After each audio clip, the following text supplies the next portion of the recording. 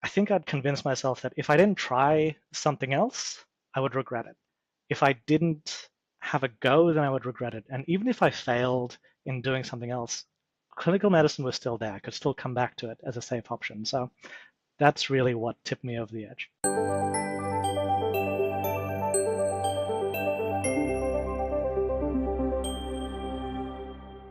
Hi, everyone, and welcome back to the High Impact Medicine podcast. I'm your host, Kujani, a medical student from Cambridge, UK. High Impact Medicine is a community of doctors and medical students hoping to lead impactful and meaningful careers. The podcast chats to medical doctors pursuing diverse career paths, ranging from public health, entrepreneurship, humanitarian medicine, and so much more. As medical students, we want to do the most good, but it's not always clear where to start, so I hope these discussions will leave you informed and inspired. Today's guest is an Australian doctor with a background in emergency medicine. He has interests in philosophy and making a positive social change. He's also the co-founder of a global health charity, Healthy Futures Global, that works to end congenital syphilis. Welcome to the podcast, Dr. Keyur Doolabh. I'm so excited to talk to you today. Thanks very much. I'm really excited to be here. Fantastic. So let's start right at the beginning. It's a bit of a random question, but what's your earliest memory of medicine? It's a really good question. So I remember I must have been like 10 or something, and I went to get a routine vaccine, or maybe it was a travel vaccine, and got it in the GP's office and then passed out. And my mum had to go bring me a little soft drink to try and revive me back to life. So that is probably my earliest memory being on the receiving end of medicine. My earliest memory of like actually being involved in clinical practice was I was doing like a kind of informal placement in Botswana before even starting medical school. I started off in operating theaters. It was all very unorganized, understandably so, and someone just pointed me in the direction of a surgical theater and said, go into there. I walked in just as there was this massive gush of fluid from someone's abdomen, and I freaked out. I almost passed out. I thought someone was dying. But a little later, I realized it was a pregnant woman mid-C-section, and it was all amniotic fluid and not blood, which was a big relief. Oh my gosh, wow. What a way to, introduce yourself to the world of medicine. Very exciting. So bringing it back to kind of your career path overall, can you give us like a rough outline from medical school to where you are today? Where has it taken you? Yeah, sure. So I went into undergrad medicine at Monash University in Melbourne. I did that for 5 years. I did an extra year there doing a research year. I studied bioethics at Oxford Uni, which was awesome. After that, I worked for a year in Melbourne. In Australia, you just do a year of general internship before you can kind of start specializing. My next 2 years of clinical practice was in Sydney, just in big city hospitals, and I started down the specialization of emergency medicine. I did 1 year out of the 5-year training program before I figured, as much as I enjoy clinical practice, I really wanted to do something or try and do something a bit more impactful in a less conventional way, and that eventually led me to charity entrepreneurship. So you started thinking about wanting to do something more than a clinical, kind of following a clinical career.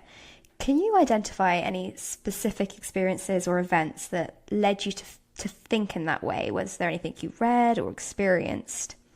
Yeah, I can think of two things. So the first was that classic Peter Singer TED Talk. I don't know if you've seen it. It must be about 12 years old now, but it's the one where he's just kind of laying out the thinking of effective altruism. This is where I first came across it. And he was just talking about comparing the impact and the cost effectiveness of Guide Dogs Australia with the Fred Hollows Foundation.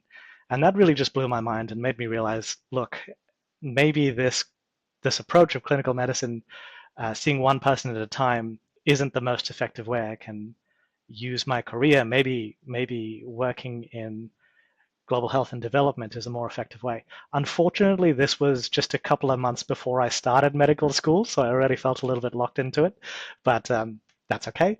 The second thing that kind of shaped my thinking around this was a conversation with a guy I had in medical school. He was quite advanced in his career. I can't remember exactly what he did, but he was working on improving the healthcare system in the UK. And he was pretty persuasive to me that working on these kind of systems change is a good way to have an outsized impact with your career. You mentioned charity entrepreneurship. Can you tell us a bit more about what that is?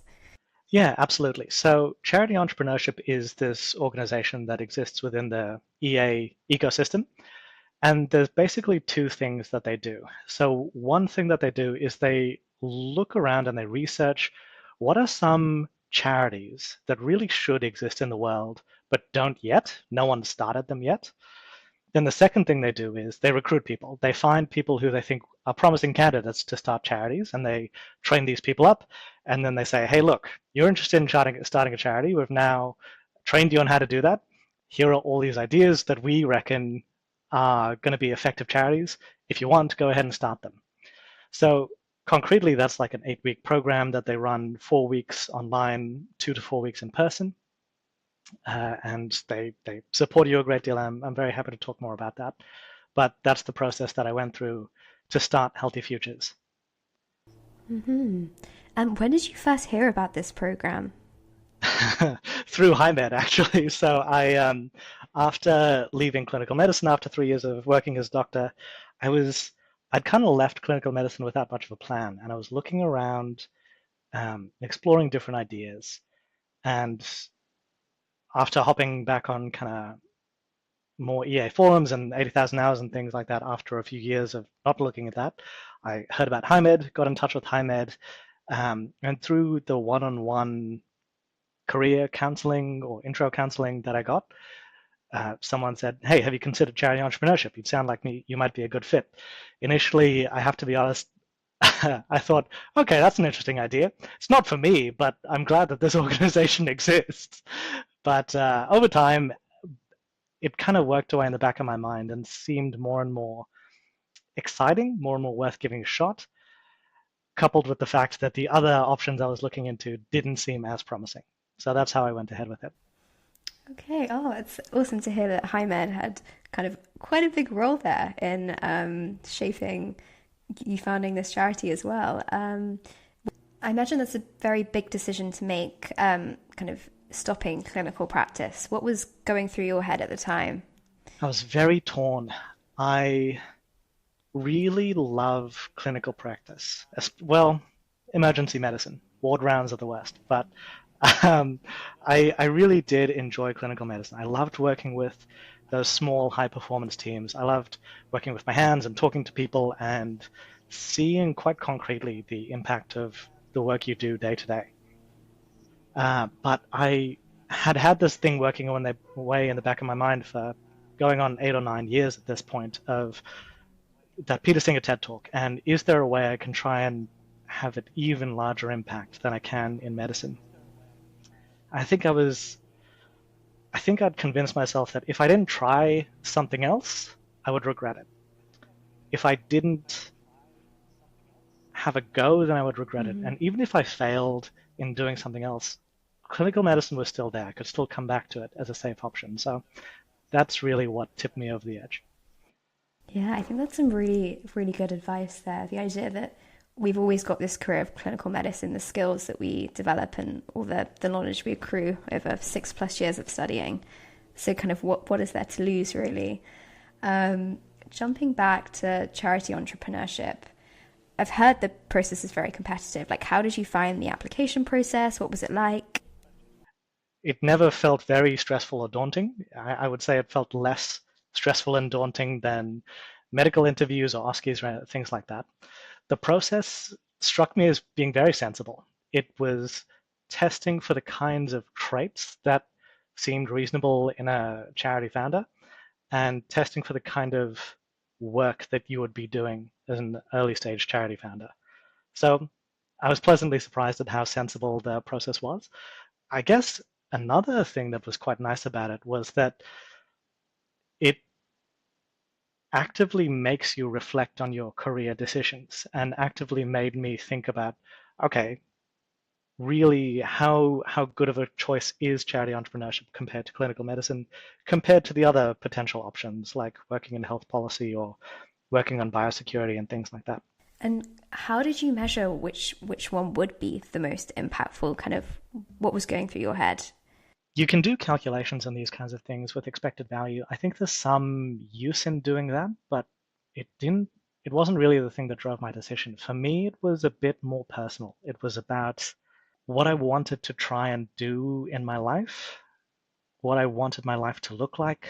Um, I talked before about this feeling of I'll regret it if I don't try it, but that's not quite the right framing. It's more that um, it was this idea of just trying something, swinging for the fences, trying something a little bit more higher impact was something I found deeply exciting. And so that steered me more away from the more conventional, solid paths towards things that were less certain but potentially higher impact. One question I also had is during your clinical career, did you have much time to dedicate to exploring your cause area during, because you're obviously very busy working clinically? Was it only once you stopped that you could then reflect and kind of redirect, or were these things that you had in your mind even before you ended your clinical career? It was really only once I stopped working in medicine. I don't know how people who I know do manage to juggle working in clinical medicine and side hustles and considering other career options. I have a lot of respect for people like that. I just didn't have partially the time, but mainly the headspace to do that kind of stuff. It was really only after I left clinical medicine that I could start exploring that more meaningfully. Okay, yeah. Um, so you went through this charity entrepreneurship program and they researched kind of charities that will have what they think will be the most impact. And this led you to founding Healthy Futures Global, which works on ending congenital syphilis. Can you tell us a bit more about the process of getting there and what Healthy Futures Global is all about? Yeah, absolutely. So the process, when you're going through the charity entrepreneurship program, from day one, you're kind of exploring and playing with these ideas for charities that they recommend. As you're learning different skills of charity entrepreneurship, like how to do a cost effectiveness analysis and how to pitch to potential funders and how to pick a country to work in, you're doing those tasks through the lens of working on these potential charity ideas. So if one of the charity ideas is congenital syphilis, you'll do a geographic analysis for congenital syphilis. And if one of the charity ideas is kangaroo care for newborns, you'll do a cost effectiveness analysis for kangaroo care. So that's how you're kind of playing with these ideas. So I had already been mulling over a few different ideas. I was also mulling over a few different potential co-founders from the cohort. And in the end, the my co-founder Niels, who's based in Germany, Niels and I, we were kind of sitting there and comparing a couple of different charity ideas. And what sold us on working on congenital syphilis was it just seemed like a slam dunk. All the ducks seemed in a row, where the evidence base was strong, and the cost effectiveness looked very promising, and the tractability looked very promising, and the number of countries where this could work was very strong. So at no point in the theory of change did I feel like there was a weak link or a dangerously weak link. There's always some uncertainty, but it lined up so well, it just seemed like a slam dunk to us. So that's what drew me to Healthy Futures. So you mentioned the idea that it's like basically a slam dunk. Am I right in thinking you're referring to ideas like it's a neglected problem? It's quite tractable in that it has a relatively simple solution, and that solution can then be impactful. So I guess that leads on to more about what Healthy Future Global does and kind of what is the problem here? Like why ending syphilis? Yeah, really good question. So I think you more or less hit the nail on the head in the sense that it ticks all those boxes of scale of the problem and how neglected it is, how low hanging of a fruit it is, and how tractable it is in terms of being an imminently solvable thing. So in terms of the scale of it, 220,000 children are infected with syphilis every year around the world. It's the second leading cause of stillbirth around the world. And I didn't know a lot about syphilis through medical school or my clinical practice, but I was surprised to find that if a pregnant woman has syphilis and it passes through to the child, it's just extremely devastating. About a third of kids either die or are stillborn. Another sixth end up with congenital syphilis, which can cause intellectual disability, blindness, deafness, liver dysfunction, bone deformity, all kinds of things like that. And less than half of kids go on to live healthy lives. So the scale of the problem is pretty significant. In terms of the neglectedness, this is quite interesting. I think a lot of countries and a lot of attention around the world has been paid to HIV and HIV in pregnancy, and rightly so, because that was such a big and pressing problem over the last few decades. What's reassuring is that over these last few decades, the world's done a decent job at addressing HIV, and now many, many countries test most of their pregnant women for HIV to prevent mother-to-child transmission. Unfortunately, this has meant other diseases that can be sexually transmitted, like syphilis, have been left by the wayside a little bit in terms of countries paying attention to them and big funders funding them. So syphilis, although the impact isn't the same as HIV in pregnancy was a few years or a few decades ago, syphilis is still a big problem that has been very much neglected. Then in terms of tractability, there's kind of two key pillars to what makes it a tractable disease to work on. The first pillar is the testing, which is so straightforward and cheap. So it's a finger prick test kit. It looks a bit like a COVID rat test, except instead of swamming up the nose, it's just a finger prick and then you get the result in 15 minutes. It's very accurate, good sensitivity and specificity, costs about $1 and WHO endorsed. Then the second pillar there is how effective the treatment is. So benzathine penicillin G, or BPG, one injection intramuscular, prevents mother-to-child transmission. Also costs 50 US cents. So it's just, that's why I feel like it's a slam dunk. In the scale and the neglectedness and the tractability, it just ticks all the boxes, covers all the bases. Yeah, thank you for explaining that so well.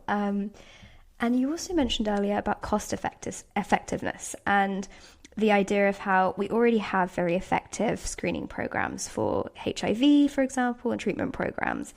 Is kind of having that system already in place kind of helping you to then develop, kind of adding on syphilis rather than finding a completely new solution? Kind of how does that play into what you do? Yeah, excellent question. So most countries, particularly in sub-Saharan Africa, do, like you say, a really good job of testing for HIV in pregnancy, but syphilis is lagging behind. So if they can switch from using an HIV-only finger prick test to a dual finger prick test, which tests for both HIV and syphilis, it can cost a few cents more, but then you can get results for both diseases. So Evidence Action is also working on antenatal syphilis. They're another large NGO who are awesome.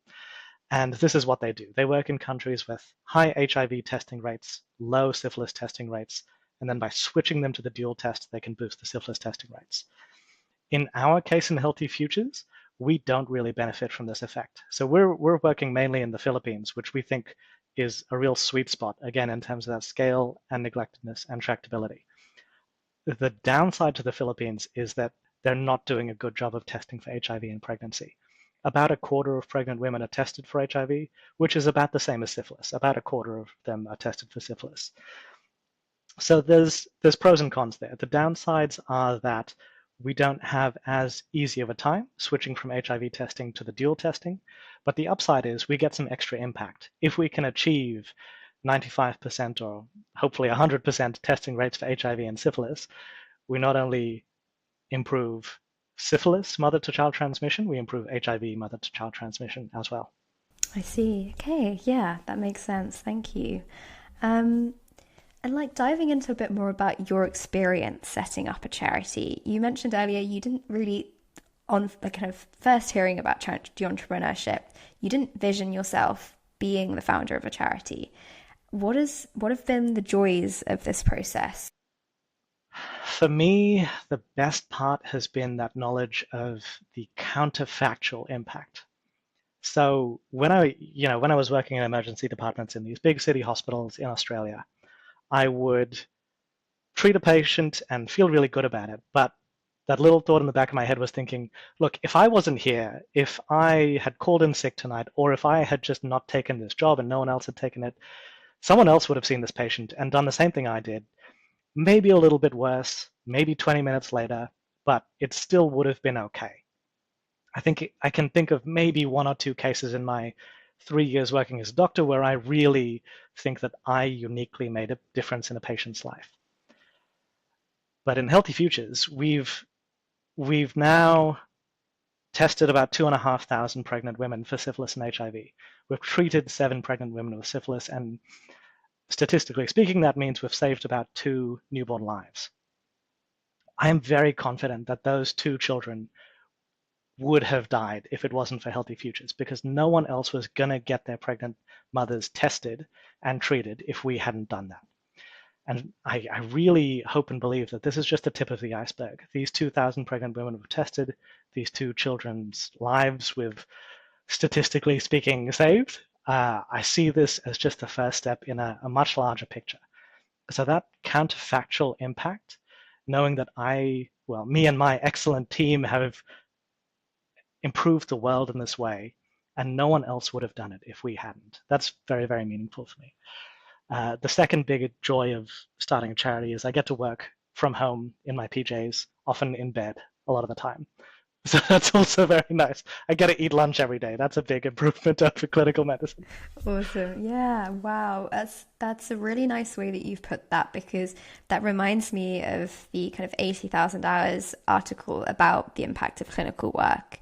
And you talk there about the idea of how if you weren't there in clinical practice, usually someone else would be there. The same goes to medical school. If I wasn't in medical school right now, there would be someone else in my position. Whereas with what you're doing now, this is novel. It's the scale, the tractability, the neglectedness is there in a way that isn't necessarily there in clinical medicine. But I wanted to get kind of your take on the 80,000 hours kind of article. Kind of how long do you think it will take for your work with Healthy Futures Global to exceed the impact that you would have with a clinical career? Yeah, really good question. I don't think it's already having a bigger impact yet. I think, these 2 kids is still not outweighing the impact of, my donations, earning to give, working as a doctor.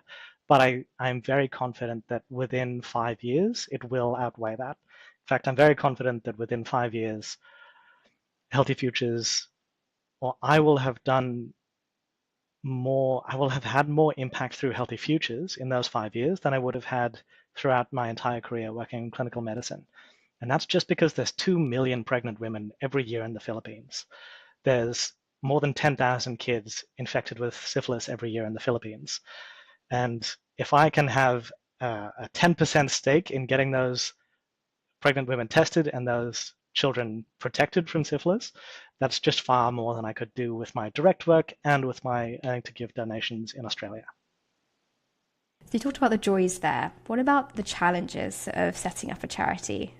What's that been like? Yeah, so there have been some challenges. So I think in medicine, we're used to short feedback loops. When we do something, we tend to see the result of that action fairly quickly. In the emergency department, it would be in minutes to hours, and in I would say most or all specialties, it's in hours or days or maybe weeks. You see the result of your action, and then was that a good call, was the bad call, and I can adjust. Working in Healthy Futures, the feedback loops are a lot longer and a lot less certain. So like when we picked the Philippines as our first country to work in, we're not going to know if that was the right idea in 2 years or 5 years. We may never know if that was the right idea. And so there's a lot of uncertainty and stress that comes from that. It's a different kind of stress from the stress you get in clinical medicine, where there's fluids everywhere and maybe people are screaming, but it's also a stress there. Another downside is it can be reasonably disruptive to your life. I live with my partner here in Adelaide, and I really love the life we've built together, but every few months I have to pack up my bags and head to the Philippines for some time. And, as much as I love spending time in the Philippines, it's a beautiful country with beautiful people. It is quite disruptive to my life. in that sense. On the other side, there are no night shifts, so those were also pretty disruptive to my life, so I don't miss that. But there are some cons to it as well. Yeah. So, kind of, what are you working on at the moment with the charity? Like, what are you doing in the Philippines when you go, and kind of what are the next steps for you? Yeah, absolutely. So when we approached the Department of Health back in the Philippines about a year ago and said we want to work with them to eliminate mother-to-child transmission of HIV and syphilis, they were kind of moderately interested, but they asked us to show them some evidence from the Philippines first, which I think was pretty reasonable. They said, we know that this idea of using rapid tests and treating straight away, we know this works in other countries, but the Philippines is quite a unique country in a lot of ways. Show us that this can work here. They asked us to run a study, basically. So that's what we're in the middle of doing. We're running the study where we test 3,000 pregnant women using the finger prick tests. We treat everyone who's positive for syphilis. And we see, with our approach, what was the testing rate? What percentage of pregnant women got tested beforehand? And what percentage can we test during the study? What percentage got treated beforehand, and what percent can we treat during the study? So that's what we've been doing for the last few months. That's been running since about February. We're now getting towards the end of this study. We've tested about 2,500 out of those 3,000. And so we're starting to change gears away from a very direct delivery operational phase of moving goods to different clinics and meeting with people to sign up their clinics and gathering data from clinics. We're moving into more of an advocacy and technical assistance phase where now we've got some preliminary results. And so we're meeting with decision makers in the government and the Department of Health and at state and regional government levels. And we're saying, okay, so we found out that, yes, this does work in the Philippines. Yes, we can get 95% of pregnant women tested using this approach. So now let's update the guidelines. Let's budget for this for 2025 so that the national government or the state governments can be buying the supplies, buying the test kits, buying the penicillin to treat them, buying the syringes and the needles. Let's work on a training plan. So how are we going to cascade training down from master trainers to intermediate trainers to the health workers themselves so that they know how to properly test and treat for HIV and syphilis? So that's what we're doing now. We're kind of working on winding up this pilot, this study that we're doing, and shifting more into an advocacy phase and a technical assistance phase. And you've stopped working clinically now. Do you ever see yourself going back, or what are your plans for, say, kind of the future, the next 5 years for you? Where do you see yourself? Yeah, it's a really good question. It's a bit of an open question. I do miss medicine. I do miss working in the ED. I don't know. I really don't know if I miss it enough to cut back or step away from the work I'm doing at Healthy Futures, because I also really love this work. In terms of what my next 5 or 10 years look like, I think it really depends on the success of Healthy Futures. Starting up a charity, it's a very uncertain thing. We've kind of given ourselves about a 70% chance of succeeding in the Philippines, which I think is around about right, which means there's a 30% chance that we don't succeed and we end up having to do a major pivot, maybe look at another country, or potentially close down. If we close down, then maybe it's even more of a relevant question of would I go back to clinical medicine? I think if I'm really honest with myself, I don't think I could stop doing this, starting charities and running them. I think realistically, even if Healthy Futures ends up going under, Niels, my co-founder, and I, we're such a good team. We enjoy working with each other so much. I think we're just going to start something else and try again. Yeah, I love that energy and the perseverance there. I guess, things don't work out first time sometimes, but you want to have that impact, and there are many ways that we can do that. You mentioned it was a personal fit for you in the end, kind of founding charities, and through charity entrepreneurship, they saw in you that you would be a good fit. What do you think it was that they saw in you that made you a good fit to found a charity? Yeah, really good question. I'll try and answer it without blowing my own horn too much. So I think I think actually doctors have a lot of soft skills that we tend to underestimate, and that which make us well suited to entrepreneurship or starting a charity. So I think we learn to absorb information really, really quickly. We learn to learn new things very, very quickly, which is a big asset in founding and in global health. I think we learn to be very good at making decisions in conditions of uncertainty, which has been hugely helpful for me at Healthy Futures. Not knowing all the bits of the puzzle that you need, but still having to make a high stakes call and back yourself and just go with that, that helps a lot in starting a charity. And that's something I learned in medicine. I think a lot of the interpersonal skills, how to relate to people from very different backgrounds to you often, and communicate with them effectively. Take complex ideas and boil them down and communicate them simply in a way that people are going to understand. I think that helps a lot as well. So I got to be honest. I think doctors are exceptionally good candidates for charity entrepreneurship. And if if you look at the number of doctors and weirdly Australian and New Zealand doctors who end up going through the charity entrepreneurship program, I think they tend to agree.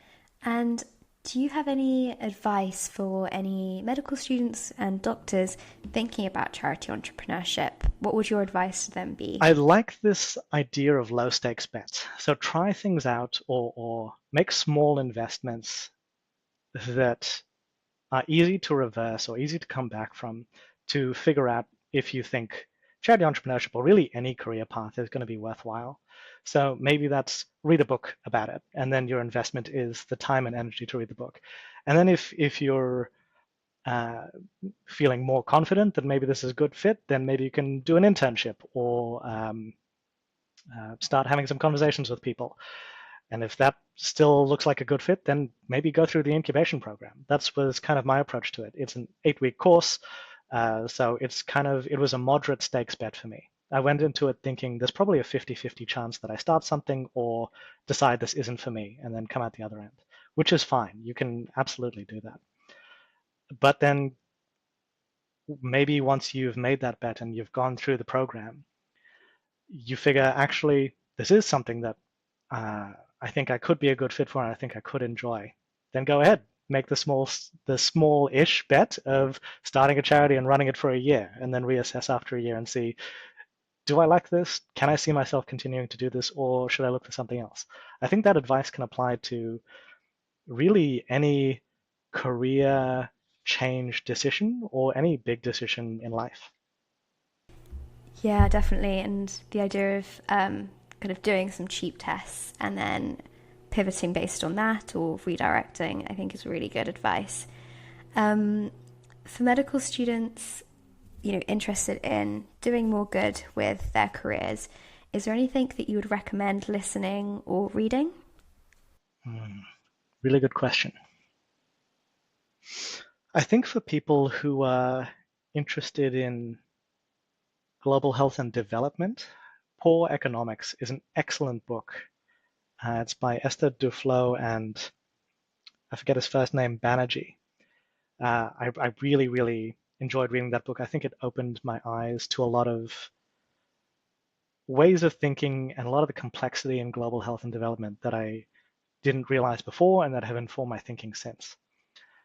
I think that's probably my highest recommendation. My other recommendation would be don't put too much stock in the 80,000 hours report. I think I tend to I think I tend to mistrust their conclusions a little bit. If you'll humor me, I'll go on a little quick rant about 80,000 hours in their report. So I think their report is really good, but I think it's targeted for people who are looking to go into medical school. I think it's a lot less relevant for people who are already in medical school and even more so for people who are already doctors. Now, the reason for this is their central premise is that if you don't go into medicine, someone else will take your spot and go into medicine, and that someone else will be slightly less good than you at being a doctor. And that slight difference in how good you are versus how good they'll be, add that up over a lifetime, and yes, there's some benefit there, but it's a lot less than you would expect. But I think once you're in medical school and once you're in the workforce, you're a lot less replaceable than that. Like now that I am not working as a doctor in Australia anymore, it's not like there's an extra doctor who's taken my spot, who's a little bit less good. There's just one less doctor in the workforce. And I think it's the same for medical students. Once you're in uni, if you drop out in, say, in your second year of uni, they're not bringing in a new second year medical student to fill your shoes.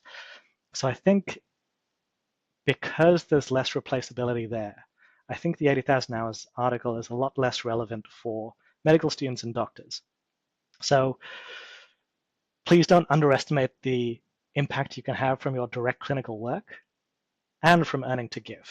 So that's my little hot take on the 80,000 hours report.